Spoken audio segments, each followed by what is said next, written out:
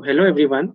I am Dr. Dhananjay Gupta, working as an interventional neurologist in Narayana Super Speciality Hospital, Gurgaon.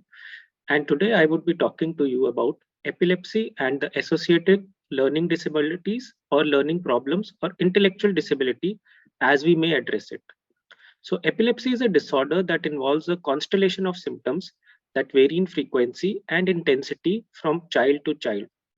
Of those children with epilepsy, approximately 25% continue to experience poor seizure control even with epileptic drugs. In addition, it is well documented that epilepsy in children is associated with problems in multiple areas, including academic achievements, behavioral and emotional adjustments, and social competence. Even when seizures are well controlled with epileptic medication, these problems may persist because of the underlying abnormal brain function and continued epileptic activity in the brain. Even the anti-epileptic drugs may also contribute to some extent by causing the side effects related to cognitive problems. Although overall intellectual ability in children with epilepsy is comparable to the normal population, however, these patients are at a greater risk for learning problems and academic underachievement. Even those with normal intelligence report of specific disorders and learning disabilities.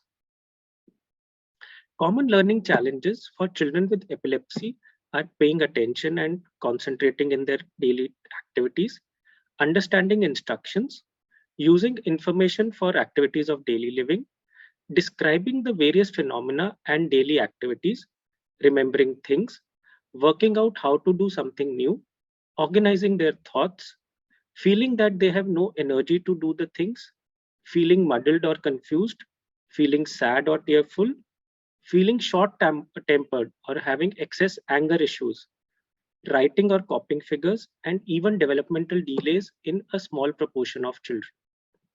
Learning is important for people of all ages, not only children, you know that. So likewise, the impacts of epilepsy on learning can be experienced at any age. We are saying that children with epilepsy have all these problems, but it is not restricted to the childhood only. Even adolescents or young adults with epilepsy seem to have all these problems.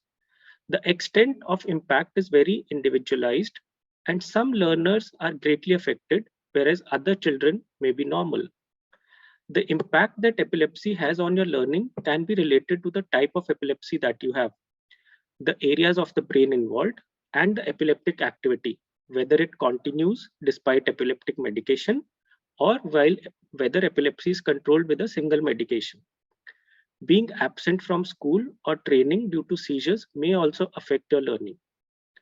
The ability to make sense of new information is crucial to successful learning. So what is learning? Learning is basically when you acquire new information and use it to do your daily activities. So cognitive issues may be responsible for learning difficulties in patients with epilepsy, and this may negatively impact the academic outcomes in children and young adults. Now we know memory is a complex process which occurs in the brain. So what is basically this process? It is to gather information, to store information, to retain information, and to recall information as and when needed. So all your experiences which you store in the brain is a part of your memory. And although not all patients with epilepsy and not all children with epilepsy experience memory difficulties, it is one of the most common cognitive effects and one of the most common challenges that patients with epilepsy face.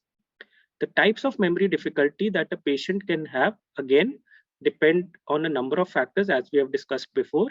They depend on the age of the patient, their background, the type of epilepsy, the type of brain area involved, and whether epilepsy is controlled with medication or not. Now, for these children and for these adults with epilepsy, various support services are available that can help the patient plan and navigate the learning journey.